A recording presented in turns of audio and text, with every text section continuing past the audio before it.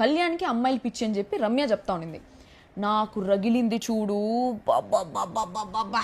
తర్వాత ఇంకో మాట చెప్పింది, ఫస్ట్ డే నుంచి ఆ అమ్మాయి వచ్చి కూర్చుంటే చాలా ఇరిటేటింగ్గా ఉంది, ఈ అబ్బాయి ఎంత చేసేది, అదే నన్ను చేస్తే లాగి పెట్టి ఒకటి ఇచ్చేస్తా, కిందే సొత్తేస్తా అనింది.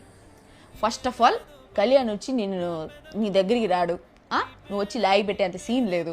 నాకు అనిపించింది ఒక నేషనల్ ప్లాట్ఫామ్ మీద ఒక అబ్బాయిని అంత మాట్లాడుతూ ఉంటే నాకు లాగి పెట్టి నాకు కొట్టాలనిపించింది నిజంగా. అట్లా మాట్లాడుతూ ఉంటే గోక్కునే వాడికి ఏమి లేదు, గోకించుకునే వాళ్ళకి లేదు, కందగలేని దురద కత్తిపేటకి ఎందుకనేసి నాకు అర్థం కాలే.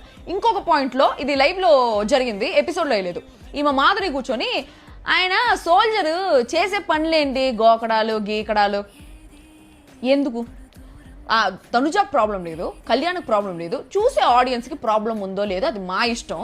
నువ్వు ఒక కంటెస్టెంట్గా పోయినావు, నీకు